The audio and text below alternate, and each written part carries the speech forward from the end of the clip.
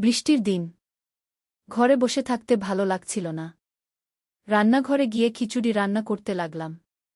চাল ডাল দিয়ে দিয়েছি, সবজি কাটছি। হঠাৎ ছেলে এসে দাঁড়াল পেছনে। কি রান্না করছ? জিজ্ঞেস করল। খিচুড়ি, বললাম। সে নীরবে দাঁড়িয়ে রইল। আমি কাটা চালিয়ে যেতে লাগলাম। হঠাৎ অনুভব করলাম সে আমাকে পেছন থেকে জড়িয়ে ধরেছে। কি করছিস? বললাম চমকে।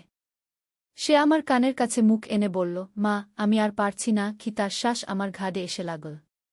কি পারছিস না? কাপা গলা জিজ্ঞেস করলাম। সে আরও জোরে জড়িয়ে ধরল। এই ভান করতে পারছি না যে আমি শুধু তোমার ছেলে।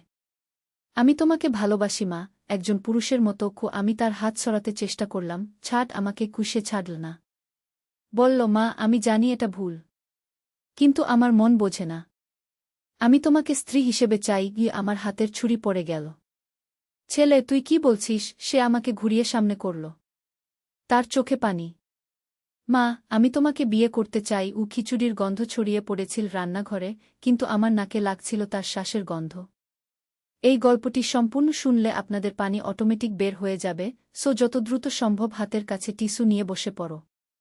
বিছানার চাদর যেন নষ্ট না হয় সেটা সম্পূর্ণ খেয়াল রাখার অনুরোধ জানিয়ে গল্পটি এখন শুরু করব। তার আগে সর্বশেষ অনুরোধ, দয়া করে এমন পানি বের করার গল্প নিয়মিত শুনতে আমাদের চ্যানেলটি সকলেই সাবস্ক্রাইব করুন। ধন্যবাদ। হ্যালো বন্ধুরা, আমার নাম মিতালি দাস। আমার বয়স ৩৯ বছর। আমার স্বামীর নাম রাহুল দাস, বয়স ৫২ বছর। আমাদের ২ সন্তান, রিয়ান আর তনিমা। রিয়ান ২১ বছর বয়সী, ইউনিভার্সিটিতে পড়ে। তনিমা ১৪ বছর বয়সী, হাই স্কুলে যায়। মা, আমি আসলে বলতে চেয়েছিলাম, রিয়ান আমাকে ছেড়ে দিয়ে পেছনে সরে গেল। তার কণ্ঠস্বরে একটা কাঁপুনি ছিল। আমি আর এই ঘরে থাকতে পারছি না। আমি ফিরে তাকালাম। তার মুখে একটা অদ্ভুত ভাব। কি হয়েছে তোর? মা, আমি গত ৩ মাস ধরে একটা ব্যাপার লুকিয়ে রেখেছি। আমি আর পারছি না। সে বসে পড়ল রান্নাঘরের চেয়ারে। কি ব্যাপার? আমি চুলা বন্ধ করে তার দিকে তাকালাম। মা, আমি প্রতি রাতে অদ্ভুত স্বপ্ন দেখি। এমন স্বপ্ন যেগুলো আসলে স্বপ্ন না। মানে? রিয়ান মাথায় হাত দিয়ে বসে রইল। মা, আমি জানি তুমি বিশ্বাস করবে না। কিন্তু আমি রাতে যখন ঘুমাই তখন আমি অন্য জায়গা চলে যাই। আক্ষরিক অর্থেই। আমি হেসে ফেললাম। ছেলে, সবাই স্বপ্নে অন্য জায়গায় যায়। এটা স্বাভাবিক। না মা, তুমি বুঝছো না। সে উঠে দাঁড়াল। আমি যখন ঘুম থেকে উঠি তখন আমার পায়ে মাটি লেগে থাকে। আমার কাপড় ভিজে থাকে। আর সবচেয়ে বড় কথা, আমার হাতে এমন সব জিনিস থাকে যেগুলো আমাদের ঘরে নেই। কি ধরনের জিনিস? রিয়ান তার পকেট থেকে একটা ছোট্ট নীল রঙের পাথর বের করল। পাথরটা দেখতে অদ্ভুত ছিল। যেন তার ভিতর থেকে আলো বের হচ্ছে। এটা কোথায় পেলি? আমি পাথরটা হাতে নিলাম। পাথরটা অস্বাভাবিক ঠান্ডা ছিল। গতকাল রাতে ঘুম থেকে উঠে দেখি এটা আমার হাতে। আর আমার সারা শরীরে সমুদ্রের লবণাক্ত পানির গন্ধ। কিন্তু রিয়ান, আমরা তো সমুদ্র থেকে ২০০ কিলোমিটার দূরে থাকি। সেটাই তো মা। আমি বুঝতে পারছি না কি হচ্ছে আমার সাথে। আমি পাথরটা আরও ভালো করে দেখলাম। পাথরটার মধ্যে যেন একটা মিনি সমুদ্র ঢেউ খেলছে। এটা কি পাথর? জানি না মা। কিন্তু যখনই আমি এটা ছুঁই আমার মনে অদ্ভুত সব স্মৃতি আসে। কেমন স্মৃতি? রিয়ান চোখ বুঝল। আমি দেখি একটা পুরাতন জাহাজ। জাহাজের মাস্তুলে কালো পতাকা। জাহাজের ক্যাপ্টেন একজন মহিলা। তার চোখ দুটো সবুজ, চুল কালো। সে আমার দিকে তাকিয়ে কিছু একটা বলার চেষ্টা করে। আমার গায়ে কাটা দিল। কি বলে? বুঝতে পারি না। অন্য ভাষা। কিন্তু মনে হয় সে আমাকে সাহায্যের জন্য ডাকছে। এই মুহূর্তে হঠাৎ করে ঘরের লাইট নিভে গেল। জানালা দিয়ে যে আলো আসছিল সেটাও কমে গেল। যেন বাইরেও অন্ধকার হয়ে গেছে। কি হলো? আমি জানালার দিকে তাকালাম। মা, পাথরটা দেখো। রিয়ান ইশারা করল। আমার হাতের পাথরটা এখন উজ্জ্বল নীল আলো দিচ্ছে। পাথরের মধ্যে ঢেউগুলো আরও দ্রুত নড়ছে। রিয়ান, এটা কি? আমি ভয় পেয়ে গেলাম। হঠাৎ করে পাথর থেকে একটা আওয়াজ আসল। অনেকটা সমুদ্রের ঢেউয়ের শব্দের মতো, কিন্তু তার সাথে মিশে আছে একটা মানুষের কণ্ঠস্বর। সাহায্য করো। আমাকে খুঁজে বের করো। আমি পাথরটা টেবিলে রেখে দিলাম। রিয়ান, এটা কি হচ্ছে? মা, আমি মনে করি সেই জাহাজের ক্যাপ্টেন আমার সাথে যোগাযোগ করার চেষ্টা করছে গিয়ে। কিন্তু কেন? কিভাবে? এই সময় তনিমা রান্নাঘরে ঢুকল। মা, বিদ্যুৎ চলে গেছে কেন? আর এই নীল আলো কোথা থেকে আসছে? তনিমা পাথরটার দিকে তাকিয়ে থমকে গেল। এটা কি? তনিমা, তুই এখানে আসিস না গিয়ে, আমি তাকে দূরে সরিয়ে দেওয়ার চেষ্টা করলাম। কিন্তু তনিমা পাথরটার কাছে চলে গেল। মা, এটার মধ্যে একটা জাহাজ দেখা যাচ্ছে। আর একজন মহিলা গু। তুইও দেখতে পাচ্ছিস? রিয়ান অবাক হল। হ্যাঁ দাদা। মহিলাটা আমাদের দিকে হাত নাড়ছে। মনে হচ্ছে সে কিছু বলার চেষ্টা করছে গি। পাথর থেকে আবার আওয়াজ এল। এবার আরও স্পষ্ট। আমি ক্যাপ্টেন মায়া। ৩০০ বছর ধরে আমি এই পাথরের মধ্যে আটকে আছি। আমাকে মুক্ত করতে হবে গুই। আমি, রিয়ান আর তনিমা একে অপরের দিকে তাকালাম। আমরা কেউই বুঝতে পারছিলাম না কি করব। ক্যাপ্টেন মায়া, আমরা কিভাবে আপনাকে সাহায্য করব? তনিমা পাথরের কাছে মুখ নিয়ে গিয়ে জিজ্ঞেস করল। আমার জাহাজ নীলমুক্ত সমুদ্রের তলায় ডুবে আছে। জাহাজের ক্যাপ্টেনের কেবিনে একটা সোনার চাবি আছে। সেই চাবি দিয়ে আমার এই অভিশাপ ভাঙা যাবে গু। কিন্তু আমরা তো সমুদ্রে যেতে পারি না। আমরা সাঁতার জানি না। আর ডুবোজাহাজও নেই, ইউরিয়ান বলল। যারা এই পাথর স্পর্শ করেছে তারা রাতে ঘুমালে আমার জগতে চলে আসবে। সেখানে তোমরা পানির নিচে শ্বাস নিতে পারবে। তোমরা জাহাজ খুঁজে চাবিটা নিয়ে আসতে পারবে গি। কিন্তু এটা কি নিরাপদ? আমি জিজ্ঞেস করলাম। বিপজ্জনক। কিন্তু অসম্ভব নয়। জাহাজের চারপাশে সমুদ্রের দানব আছে। তারা জাহাজটা পাহারা দেয়। তনিমা উৎসুক হয়ে উঠল। মা, আমরা চেষ্টা করতে পারি। এটা একটা দুর্দান্ত অ্যাডভেঞ্চার হবে গু। না তনিমা। তুই বাচ্চা। এটা খুবই বিপজ্জনক। আমি মাথা নাড়লাম। মা, আমি যদি একা যাই? রিয়ান বলল। না। তুইও যাবি না ঘে। এই সময় হঠাৎ করে দরজায় কড়া নাড়ার শব্দ হল। আমরা তিনজনই চমকে উঠলাম। কে এসেছে এত রাতে? আমি দরজার দিকে তাকালাম। রিয়ান দরজা খুলতে গেল। বাইরে দাঁড়িয়ে ছিল একজন অদ্ভুত চেহারার বৃদ্ধ মানুষ। তার দাড়ি সাদা, চোখ নীল। পরনে একটা কালো কোট। আপনি কে? রিয়ান জিজ্ঞেস করল। আমার নাম অধ্যাপক কেশব সেন। আমি জাদুবিদ্যার গবেষক। আমি জানতে পেরেছি আপনাদের কাছে সমুদ্রের পাথর আছে গি। আপনি কিভাবে জানলেন? আমি অবাক হলাম। সমুদ্রের পাথর যখন সক্রিয় হয় তখন তার শক্তি অনেক দূর পর্যন্ত ছড়িয়ে যায়। আমি সেই শক্তি অনুভব করেছি। তিনি ভিতরে এসে পাথরটার দিকে তাকালেন। হ্যাঁ, এটাই ক্যাপ্টেন মায়ের পাথর। আপনি তাকে চেনেন? তনিমা জিজ্ঞেস করল। মায়া ছিল একজন বিখ্যাত নাবিক। সে তার জাহাজ নিয়ে ধনসম্পদের খোঁজে বিভিন্ন দ্বীপে যেত। একদিন সে একটা অভিশপ্ত দ্বীপে গিয়ে একটা প্রাচীন মূর্তি চুরি করে। সেই মূর্তির অভিশাপে সে এই পাথরের মধ্যে আটকে যায়। তাহলে তাকে মুক্ত করা উচিত নয় তো? আমি বললাম। না, মায়া খারাপ কেউ নয়। সে শুধু ভুল করেছিল। তাকে এত বছর শাস্তি পেতে হয়েছে। এখন তার মুক্তি পাওয়ার সময় এসেছে গিয়ে। অধ্যাপক কেশব সেন তার ব্যাগ থেকে একটা পুরাতন বই বের করলেন। এই বইয়ে সমুদ্রের তলার জগৎ নিয়ে সব তথ্য আছে। আপনারা যদি মায়াকে সাহায্য করতে চান তাহলে এই বই কাজে লাগবে গি। রিয়ান বইটা হাতে নিল। এতে কি লেখা আছে? সমুদ্রের দানবদের দুর্বলতা, জাহাজের ভিতরের নকশা, আর সবচেয়ে গুরুত্বপূর্ণ, কিভাবে নিরাপদে ফিরে আসা যায়। আপনি কেন আমাদের সাহায্য করছেন? আমি সন্দিহানভাবে জিজ্ঞেস করলাম। কারণ আমি বিশ্বাস করি সবাই দ্বিতীয় সুযোগ পাওয়ার যোগ্য। মায়া ৩০০ বছর শাস্তি পেয়েছে। এটা যথেষ্ট। এই সময় পাথর থেকে মায়ের কণ্ঠস্বর ভেসে এল। অধ্যাপক সেন, আপনি এসেছেন। আমি জানতাম আপনি আমাকে সাহায্য করবেন। মায়া, তোমার অপেক্ষা শেষ। এই পরিবার তোমাকে মুক্ত করবে গি। কিন্তু আমি এখনও রাজি হইনি। আমি দৃঢ়ভাবে বললাম। অধ্যাপক সেন আমার দিকে তাকালেন। মিতালি, আপনার মনে রাখা উচিত, এই পাথর এখন আপনাদের সাথে যুক্ত হয়ে গেছে। আপনারা চাইলেও এর থেকে পালাতে পারবেন না। রাতে ঘুমালেই আপনারা মায়ের জগতে চলে যাবেন। তাই বরং পরিকল্পনা করে যাওয়াই ভালো। মানে আমাদের আর কোনো উপায় নেই? তনিমা বলল। আছে। মায়েকে মুক্ত করলে আপনারাও মুক্ত হবেন। অথবা আপনারা চিরকালের জন্য তার জগতে আটকে থাকবেন গু। আমি গভীর নিঃশ্বাস ফেললাম। তাহলে আমাদের কোনো উপায় নেই। আমরা যেতেই হবে গু। রিয়ান বইটা উল্টাপাল্টা করে দেখল।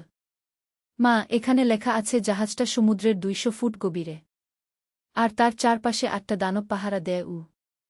কি ধরনের দানব? তনিমা উৎসুকভাবে জিজ্ঞেস করল। অধ্যাপক সেন বইয়ের একটা পাতা খুলে দেখালেন। এই দেখুন, সমুদ্রের অক্টোপাস দানব। প্রতিটার 8 মিটার লম্বা হাত। তাদের চোষক দিয়ে যা কিছু ধরে সেটা আর ছাড়ে না। তাহলে আমরা কিভাবে তাদের থেকে বাঁচব? আমি ভয় পেয়ে গেলাম। এখানে লেখা আছে দানবগুলো উজ্জ্বল আলো সহ্য করতে পারে না। আর তারা একসাথে আক্রমণ করে না। একটা একটা করে আসে। রিয়ান পড়ে শোনাল। তার মানে আমাদের আলোর ব্যবস্থা করতে হবে, কি তনিমা বলল। মায়ের জগতে আলো কোথায় পাব? আমি জিজ্ঞেস করলাম। মায়ের কণ্ঠস্বর ভেসে এল। আমার জাহাজে যাওয়ার পথে একটা প্রবাল প্রাচীর আছে। সেখানে জ্বলন্ত প্রবাল পাওয়া যায়। সেগুলো হাতে নিলে আলো পাবে। অধ্যাপক সেন একটা ছোট্ট ব্যাগ বের করলেন। এই ব্যাগের মধ্যে কিছু জাদুকরি জিনিস আছে। শ্বাস নেওয়ার জন্য সমুদ্রের ফল, আত্মরক্ষার জন্য সুরক্ষা কবচ। এগুলো কিভাবে কাজ করে? রিয়ান জিজ্ঞেস করল। সমুদ্রের ফল খেলে আপনারা পানির নিচে শ্বাস নিতে পারবেন।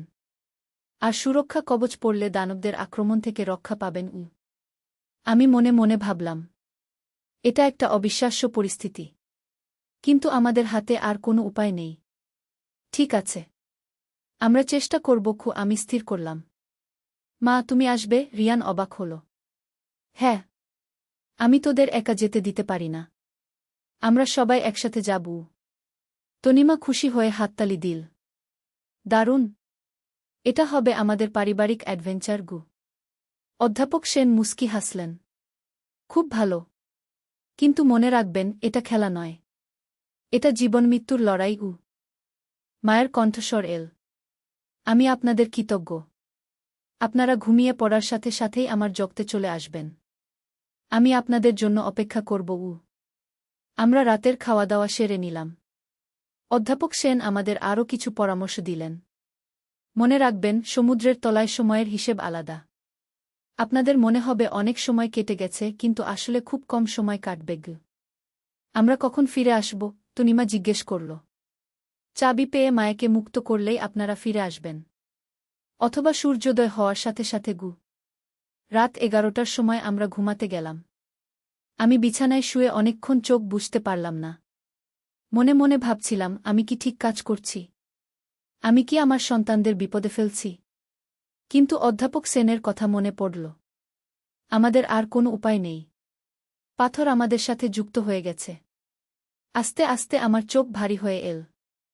একসময় গভীর ঘুমে তলিয়ে গেলাম। হঠাৎ করে আমার মনে হলো আমি পানির মধ্যে ভাসছি। চোখ খুলে দেখি আমি সত্যিই সমুদ্রের নিচে। কিন্তু আশ্চর্যের বিষয় হল, আমি স্বাভাবিক শ্বাস নিতে পারছি। পানি আমার চারপাশে ছিল, কিন্তু শ্বাসকষ্ট হচ্ছিল না। আমি চারদিকে তাকালাম। রিয়ান আর তনিমাও আমার পাশে ভাসছে। তারাও জেগে উঠেছে। মা, এটা কি সত্যি? তনিমা অবাক হয়ে চারদিকে তাকাল। মনে হচ্ছে আমি বললাম। আমার কণ্ঠস্বর পানির নিচেও স্পষ্ট শোনা যাচ্ছিল। দেখো, ওইদিকে একটা আলো দেখা যাচ্ছে। রিয়ান ইশারা করল। আমরা সেই আলোর দিকে এগিয়ে গেলাম। সেখানে দেখলাম মায়া। তিনি একটা বিশাল শামুকের খোলসের উপর বসে আছেন। তার চেহারা অদ্ভুত সুন্দর। সবুজ চোখ, কালো চুল। পরনে নীল রঙের পোশাক। স্বাগতম। মায়া হেসে বললেন। আপনারা এসেছেন।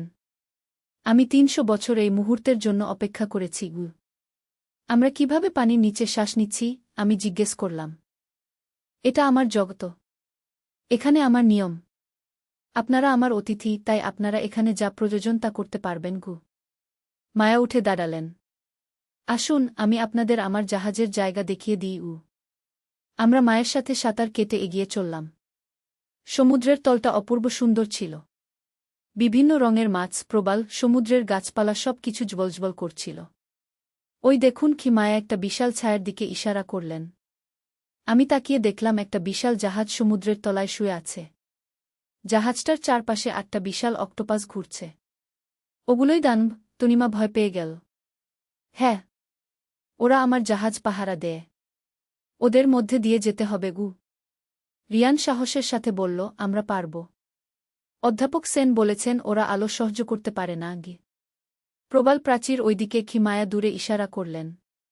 সেখান থেকে জ্বলন্ত প্রবাল নিয়ে আসুন গো। আমরা প্রবাল প্রাচীরের দিকে সাঁতার কেটে গেলাম। প্রাচীরটা রঙিন প্রবালে ভর্তি ছিল। তার মধ্যে কিছু প্রবাল সত্যিই বলছিল। এগুলো নিলে হাত পুড়বে না তো? আমি সন্দিহানভাবে জিজ্ঞেস করলাম। না মা। আমি একটা নিয়ে দেখি। কুতনিমা একটা জ্বলন্ত প্রবাল হাতে নিল। দেখো, কোনো সমস্যা নেই। শুধু উজ্জ্বল আলো দিচ্ছে গু। আমরা প্রত্যেকে 2টা করে জ্বলন্ত প্রবাল নিলাম। প্রবালগুলো আমাদের চারপাশ আলোকিত করে রাখল। এখন জাহাজের দিকে যাওয়া যাক, আমি বললাম। আমরা জাহাজের দিকে এগিয়ে চললাম। যত কাছে যাচ্ছি দানবগুলো তত বড় দেখাচ্ছে। তাদের চোখ লাল, হাতগুলো বিশাল। প্রথম দানবটা আমাদের দেখে এগিয়ে এল। কিন্তু আমাদের প্রবালের আলো দেখেই সে থমকে গেল। তারপর ধীরে ধীরে পিছিয়ে গেল। দারুণ! এটা কাজ করছে। খুরিয়ান খুশি হল। আমরা একটার পর একটা দানব পার হয়ে জাহাজের কাছে পৌঁছে গেলাম। জাহাজটা সত্যিই বিশাল ছিল। 3টা মাস্তুল, অনেকগুলো কামান। ক্যাপ্টেনের কেবিন ওই উপরে খিমায়া দেখিয়ে দিলেন। জাহাজের দেয়ালে একটা বড় ফুটো ছিল। আমরা সেই ফুটো দিয়ে জাহাজের ভিতরে ঢুকলাম। ভিতরটা অন্ধকার ছিল। আমাদের প্রবালের আলো পথ দেখতে পাচ্ছিলাম। জাহাজের ভিতরে অনেক কক্ষ ছিল। নাবিকদের ঘুমানোর জায়গা, রান্নাঘর, অস্ত্রের ভাণ্ডার। ক্যাপ্টেনের কেবিন কোন দিকে? আমি জিজ্ঞেস করলাম। সবচেয়ে উপরে খিরিয়ান অধ্যাপক সেনের বইটা দেখে বলল। আমরা একটা সিঁড়ি বেয়ে উপরে উঠলাম। উপরে একটা বড় দরজা ছিল। দরজায় খোদাই করা ছিল ক্যাপ্টেন মায়াগ। দরজা খুলে ভিতরে ঢুকলাম। কক্ষটা বেশ বড়। একটা বিছানা, একটা টেবিল, অনেকগুলো বই, একটা আয়না। চাবি কোথায় থাকতে পারে? তনিমা চারদিকে তাকাল। মায়া বলেছিল ক্যাপ্টেনের কেবিনে। কোথাও লুকানো থাকবে কি? আমি বললাম। আমরা সবাই মিলে খুঁজতে লাগলাম। টেবিলের নিচে, বিছানার নিচে, বইয়ের মধ্যে। কিন্তু কোথাও চাবি পেলাম না। আয়নার পিছনে দেখি খুরিয়ান আয়নাটা সরানোর চেষ্টা করল। আয়নাটা সরে গেল। তার পিছনে একটা ছোট্ট সিন্দুক ছিল। সিন্দুকটা খুলতে গিয়ে দেখলাম তাতে একটা তালা লাগানো। এটা কিভাবে খুলব? আমি ভাবলাম। তনিমা একটা শক্ত লোহার টুকরো দিয়ে তালাটা ভাঙার চেষ্টা করল। কিছুক্ষণ চেষ্টার পর তালা ভেঙে গেল। সিন্দুক খুলে দেখলাম ভিতরে একটা সোনার চাবি পড়ে আছে। চাবিটা অদ্ভুত সুন্দর। তাতে নানারকম নকশা খোদাই করা। এটাই মায়ের মুক্তির চাবি। আমি চাবিটা হাতে নিলাম। হঠাৎ করে জাহাজ কাঁপতে শুরু করল। মনে হচ্ছিল কেউ জাহাজটা নাড়াচাড়া করছে। কি হচ্ছে? তনিমা ভয় পেয়ে গেল। আমরা জানালা দিয়ে বাইরে তাকালাম। দেখলাম দানবগুলো জাহাজের চারপাশে ঘুরছে। তারা বুঝে গেছে কেউ জাহাজে ঢুকেছে। আমাদের তাড়াতাড়ি বের হতে হবে, খিরিয়ান বলল। আমরা দৌড়ে নিচে নামতে লাগলাম। কিন্তু এই সময় একটা বিশাল অক্টোপাস জাহাজের ফুটো দিয়ে তার একটা হাত ঢুকিয়ে দিল। হাতটা আমার দিকে এগিয়ে এল। আমি প্রবালটা সেই হাতের দিকে ধরলাম। উজ্জ্বল আলো পড়তেই হাতটা সরে গেল। মা, এদিকে ছুরিয়ান অন্য একটা ফুটো দেখিয়ে দিল। আমরা সেই ফুটো দিয়ে জাহাজের বাইরে বের হলাম। কিন্তু দানবগুলো আমাদের চারপাশে ঘিরে ফেল। আমাদের মায়ের কাছে পৌঁছাতে হবে আমি বললাম। আমরা প্রবাল উঁচু করে ধরে দানবগুলোর মধ্যে দিয়ে সাঁতার কাটতে লাগলাম। দানবগুলো আলোর ভয়ে আমাদের স্পর্শ করতে পারল না। কিছুক্ষণ পর আমরা মায়ের কাছে পৌঁছে গেলাম। তিনি উদ্বিগ্নভাবে আমাদের জন্য অপেক্ষা করছিলেন। চাবি পেয়েছেন? মায়া জিজ্ঞেস করলেন। আমি চাবিটা তার হাতে দিলাম। এটাই তো? মায়া চাবিটা হাতে নিয়ে আবেগাপ্লুত হয়ে পড়লেন। হ্যাঁ, এটাই। 300 বছর পর আমি মুক্তি পাব। তিনি চাবিটা তার বুকে রাখলেন। হঠাৎ করে তার সারা শরীর সোনালি আলো ভরে গেল। ধন্যবাদ। আপনারা আমাকে স্বাধীন করেছেন। মায়া কৃতজ্ঞতায় মাথা নিচু করলেন। আলো আরও উজ্জ্বল হয়ে উঠল। আমার চোখ ধাঁধিয়ে গেল। যখন আলো কমল তখন দেখলাম মায়া আর নেই। তার জায়গায় দাঁড়িয়ে আছে একজন সাধারণ মহিলা। তিনি আধুনিক পোশাক পরেছেন। আমি মুক্ত। তিনি হেসে বললেন, আমি এখন স্বাভাবিক জীবনে ফিরে যেতে পারব। হঠাৎ করে আমার মনে হলো আমি উপরের দিকে উঠছি। সমুদ্রের পানি আমার চারপাশ থেকে দূরে সরে যাচ্ছে। আমরা ফিরে যাচ্ছি, খিরিয়ান বলল। সবকিছু ঝাপসা হয়ে গেল। একসময় আমি আমার নিজের বিছানা জেগে উঠলাম। ভোরের আলো জানালা দিয়ে আসছিল। আমি উঠে রিয়ান আর তনিমার ঘরে গেলাম। তারাও জেগে উঠেছে। সব কি স্বপ্ন ছিল? তনিমা অবাক হয়ে বলল। আমরা রান্নাঘরে গেলাম। টেবিলের উপর নীল পাথরটা পড়ে আছে। কিন্তু পাথরটা এখন সাধারণ পাথরের মতো দেখাচ্ছে। কোনো আলো নেই, কোনো জাদু নেই। পাথরটা নিষ্ক্রিয় হয়ে গেছে। রিয়ান পাথরটা হাতে নিল। এই সময় দরজায় কড়া নাড়ার শব্দ হল। আমি দরজা খুলে দেখলাম অধ্যাপক কেশব সেন দাঁড়িয়ে আছেন। কেমন গেল অ্যাডভেঞ্চার? তিনি মুস্কি হেসে জিজ্ঞেস করলেন। সফল। ও আমি বললাম। মায়ামুক্ত হয়েছে গি। আমি জানতাম আপনারা পারবেন। ও অধ্যাপক সেন বইটা নিয়ে নিলেন। পাথরটা এখন একটা সাধারণ পাথর। আপনারা ইচ্ছা করলে রেখে দিতে পারেন স্মৃতি হিসেবে গি। অধ্যাপক, এটা কি সত্যিই ঘটেছে? নাকি আমাদের সবার একসাথে স্বপ্ন? আমি জিজ্ঞেস করলাম। অধ্যাপক সেন রহস্যময় ভঙ্গিতে হাসলেন। স্বপ্ন আর বাস্তবের মধ্যে পার্থক্য কি? যা আপনারা অনুভব করেছেন, যা আপনারা শিখেছেন, সেটাই তো আসল। তিনি চলে যাওয়ার আগে বললেন, মায়া এখন সাধারণ জীবনে ফিরে গেছে। তিনি একজন সাধারণ মানুষ হিসেবে বাঁচবেন। আর আপনারা? আপনারা একটা অবিস্মরণীয় অভিজ্ঞতা পেয়েছেন। অধ্যাপক সেন চলে যাওয়ার পর আমরা তিনজন একে অপরের দিকে তাকালাম। মা, এটা সত্যিই একটা দুর্দান্ত অ্যাডভেঞ্চার ছিল, তনিমা খুশিভাবে বলল। হ্যাঁ, এই অভিজ্ঞতা আমরা কখনো ভুলব না, রিয়ান বলল। আমি হেসে ফেললাম। আর আমি ভেবেছিলাম তুই অন্য কিছু বলতে চাইছিস যখন বলেছিলি আমি আর পারছি না। কি ভেবেছিলে মা? তনিমা কৌতূহলী হয়ে জিজ্ঞেস করল। কিছু না। বড়দের ব্যাপার। আমি টালিয়ে গেলাম। রিয়ান লজ্জায় মুখ লাল করল। মা, আমি সত্যিই স্বপ্নের ব্যাপারটা নিয়ে কনফিউজ ছিলাম। আমরা সকালের নাশতা খেতে বসলাম। বাইরে রোদ উঠেছে। সব কিছু স্বাভাবিক লাগছে। কিন্তু আমাদের মনে একটা অদ্ভুত তৃপ্তি ছিল। আমরা একসাথে একটা কঠিন কাজ সম্পন্ন করেছি। একজন মানুষকে ৩০০ বছরের অভিশাপ থেকে মুক্ত করেছি। দুপুরের দিকে আমরা বাজারে গেলাম। সেখানে একটা নতুন মহিলাকে দেখলাম যিনি সবজি বিক্রি করছেন। তার চেহারা অনেকটা মায়ের মতো। তিনি আমাদের দেখে হেসে বললেন, আপনারা নতুন এই এলাকায়? না, আমরা এখানেই থাকি। আমি বললাম। আমি নতুন এসেছি। গত রাতেই এই শহরে এসেছি। মনে হচ্ছে এখানে নতুন জীবন শুরু করব। আমরা তার কাছ থেকে কিছু সবজি কিনলাম। তিনি খুব ভালো মানুষ বলে মনে হল। আপনার নাম কি? তনিমা জিজ্ঞেস করল। মায়াকু। তিনি হেসে বললেন। আমরা তিনজনই চমকে উঠলাম। কিন্তু কিছু বললাম না। বাড়ি ফেরার পথে রিয়ান বলল, তিনি কি সেই মায়া? হতে পারে কি? আমি বললাম। অধ্যাপক সেন বলেছিলেন তিনি সাধারণ জীবনে ফিরে যাবেন। তার মানে আমাদের অ্যাডভেঞ্চার সত্যিই ঘটেছিল। তনিমা উৎসাহিত হল। হোক বা না হোক, আমাদের একটা সুন্দর স্মৃতি হয়েছে। আমি বললাম। সেই রাত থেকে আমাদের জীবন স্বাভাবিক হয়ে গেল। রিয়ান আর অদ্ভুত স্বপ্ন দেখে না। তনিমা স্কুলে যায়। আমি ঘরের কাজ করি। কিন্তু মাঝে মাঝে আমরা সেই রাতের কথা আলোচনা করি। আমরা মনে করি সেটা ছিল আমাদের জীবনের সবচেয়ে রোমাঞ্চকর অভিজ্ঞতা। নীল পাথরটা আমরা বসার ঘরে একটা শোকেসে রেখেছি। এখন সেটা শুধুই একটা সুন্দর পাথর। কিন্তু আমাদের কাছে সেটা অনেক দামি। কারণ সেই পাথরই আমাদের শিখিয়েছে পরিবার মানে একসাথে থাকা, একসাথে সমস্যার সমাধান করা, একে অপরকে সাহায্য করা। আর সবচেয়ে বড় কথা, আমরা শিখেছি যে সাহায্যের হাত বাড়িয়ে দেওয়া কতটা গুরুত্বপূর্ণ। মায়েকে সাহায্য করে আমরা বুঝেছি যে অন্যের দুঃখকষ্ট দূর করতে পারলে নিজের মনেও শান্তি আসে। আজও যখন আমি রান্নাঘরে খিচুড়ি রান্না করি, তখন সেই রাতের কথা মনে পড়ে। রিয়ান এসে আমাকে জড়িয়ে ধরে বলেছিল, মা, আমি আর পারছি না আগে। আমি তখন ভেবেছিলাম সে অন্য কিছু বলতে চাইছে। কিন্তু আসলে সে একটা রহস্যজনক সমস্যায় পড়ে সাহায্য চাইছিল। এবং সেই সাহায্য করতে গিয়ে আমরা পেয়েছি জীবনের সবচেয়ে রোমাঞ্চকর অভিজ্ঞতা।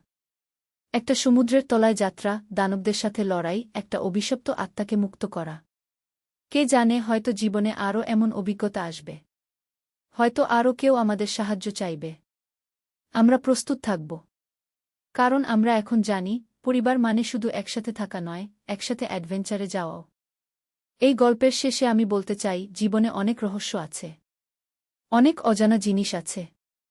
আমরা যদি খোলা মন নিয়ে সেগুলোর মুখোমুখি হই, তাহলে জীবন হয়ে ওঠে একটা বিশাল অ্যাডভেঞ্চার।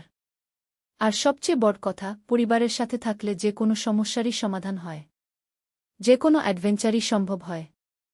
আমাদের এই অভিজ্ঞতা হয়তো অনেকের কাছে অবিশ্বাস্য লাগবে, কিন্তু আমরা জানি এটা সত্য, কারণ আমরা একসাথে এটা অনুভব করেছি এবং এই অনুভব আমাদের আরও কাছে এনেছে।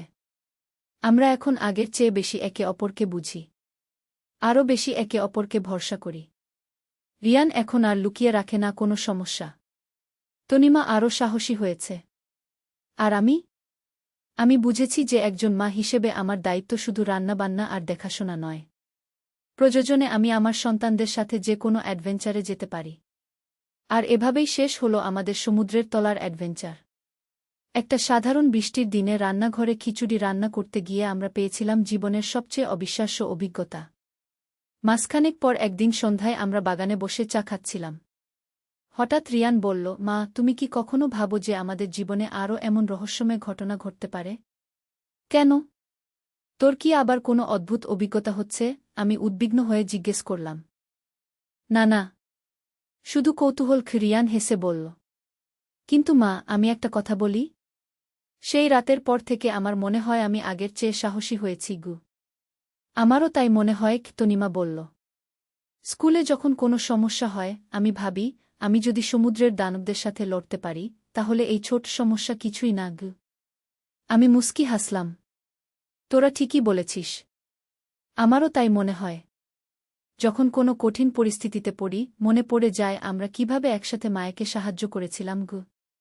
এই সময় আমাদের পাশের বাড়ির দিদি এসে বললেন, মিতালি, তোমাদের পরিবারে কি হয়েছে?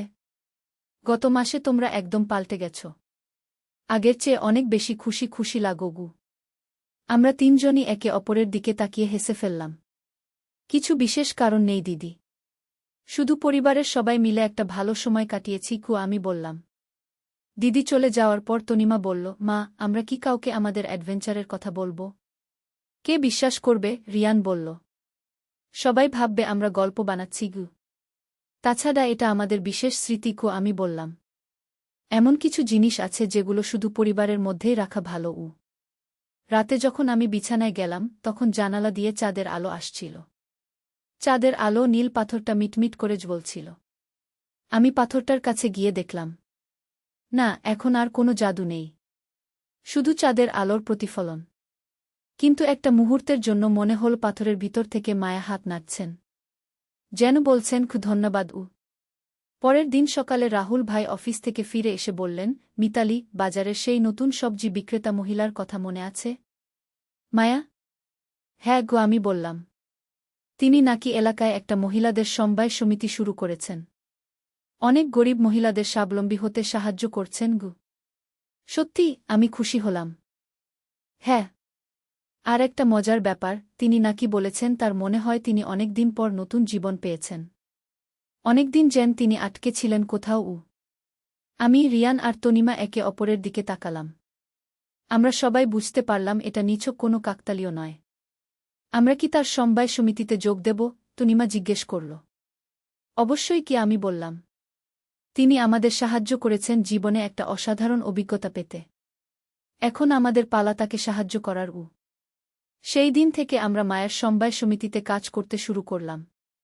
প্রতি সপ্তাহে আমরা কিছু সময় দিতাম। মায়া আমাদের দেখে খুব খুশি হতেন। একদিন মায়া আমার কানের কাছে এসে ফিসফিস করে বললেন, আমার মনে হয় আপনাদের সাথে আমার আগে কোথাও দেখা হয়েছে গু। হতে পারে কি, আমি হেসে বললাম। আর একটা অদ্ভুত ব্যাপার, আমার মনে হয় আপনারা আমাকে অনেক বড় একটা উপকার করেছেন। কিন্তু মনে করতে পারছি না কি গু। কিছু মনে করার দরকার নেই, আমি বললাম। গুরুত্বপূর্ণ হলো এখন আমরা সবাই মিলে ভালো কাজ করছি। মাসের পর মাস কেটে গেল। আমাদের জীবন স্বাভাবিক হয়ে উঠল। কিন্তু সেই অ্যাডভেঞ্চারের প্রভাব রয়ে গেল। রিয়ান ইউনিভার্সিটিতে সামুদ্রিক জীববিজ্ঞান নিয়ে পড়াশোনা করার সিদ্ধান্ত নিল। মা, সমুদ্র নিয়ে আরও জানতে ইচ্ছে করে কি, সে বলল। তনিমা স্কুলে একটা এনভায়রনমেন্ট ক্লাব শুরু করল। আমি প্রকৃতি রক্ষা করতে চাই, সে বলল। আর আমি শুরু করলাম পাড়ার মহিলাদের জন্য গল্প বলার আসর। প্রতি সপ্তাহে আমরা একসাথে বসে বিভিন্ন দেশের রূপকথা, অ্যাডভেঞ্চারের গল্প শোনাতাম। অবশ্য আমাদের সমুদ্রের গল্পটা কখনো বলিনি। সেটা থেকে গেছে আমাদের পরিবারের বিশেষ গোপন স্মৃতি হিসেবে। 1 বছর পর রিয়ান যখন ইউনিভার্সিটির প্রথম বর্ষে ভর্তি হল, তখন একদিন সে বাড়ি এসে বলল, মা, আমার প্রফেসর বলেছেন সমুদ্রের তলায় অনেক রহস্য আছে। এমন অনেক কিছু আছে যা আমরা এখনও আবিষ্কার করতে পারিনি গিয়ে। তাই নাকি? আমি হেসে বললাম, হ্যাঁ। তিনি বলেছেন হয়তো একদিন আমরা সমুদ্রের তলায় পুরাতন সভ্যতার চিহ্ন পাব। হারিয়ে যাওয়া জাহাজ, প্রাচীন শহর গো। তনিমা আমার দিকে ইশারা করে চোখ মারল। আমরা সবাই জানতাম আমরা এরই মধ্যে সেই রহস্য অনুভব করেছি। আজ যখন আমি এই গল্পটা শেষ করছি, তখন বাইরে আবার বৃষ্টি হচ্ছে। ঠিক সেই দিনের মতো যেদিন সব কিছু শুরু হয়েছিল। আমি জানালা দিয়ে বৃষ্টি দেখছি আর ভাবছি, জীবন সত্যিই অদ্ভুত। আমরা জানি না কখন কি ঘটবে, কখন কোনো রহস্য আমাদের জীবনে এসে হাজির হবে। কিন্তু একটা জিনিস নিশ্চিত, যদি আমরা পরিবার হিসেবে একসাথে থাকি, তাহলে যে কোনো চ্যালেঞ্জ মোকাবেলা করতে পারব, যে কোনো অ্যাডভেঞ্চার উপভোগ করতে পারব। রিয়ান এখন আর বলে না ঘিমা, আমি আর পারছি না ঘি। এখন সে বলে খিমা, আমি চেষ্টা করব। তনিমা এখন আর ছোট্ট মেয়ে নেই। সে এখন একজন সাহসী তরুণী যে কোনো সমস্যার সামনে দাঁড়াতে পারে। আর আমি এখন জানি যে একজন মা শুধু রান্নাবান্না আর দেখাশোনাই করেন না। প্রয়োজনে তিনি সন্তানদের সাথে সমুদ্রের তলায়ও যেতে পারেন। নীল পাথরটা এখনও আমাদের বসার ঘরে আছে। প্রতিদিন সকালে যখন আমি ঘর পরিষ্কার করি, তখন পাথরটার দিকে তাকিয়ে মুস্কি হাসি। কারণ আমি জানি এই পাথরটাই আমাদের শিখিয়েছে পরিবারের শক্তি অসীম, ভালোবাসার শক্তি অতুলনীয়, আর সাহায্যের হাত বাড়িয়ে দিলে জীবন হয়ে ওঠে অর্থমা। মায়া আজও এলাকায় তার সমাজসেবার কাজ করে যাচ্ছেন। আমরা তার সাথে নিয়মিত যোগাযোগ রাখি। তিনি এখন অনেক সুখী, একটা পূর্ণ জীবন যাপন করছেন। আর আমরা প্রতিদিন নতুন কিছু শিখছি, নতুন অভিজ্ঞতা নিচ্ছি। অবশ্য আর কোনো জাদুকরি পাথর বা সমুদ্রের অ্যাডভেঞ্চার পাইনি, কিন্তু সেটা নিয়ে কোনো আফসোস নেই।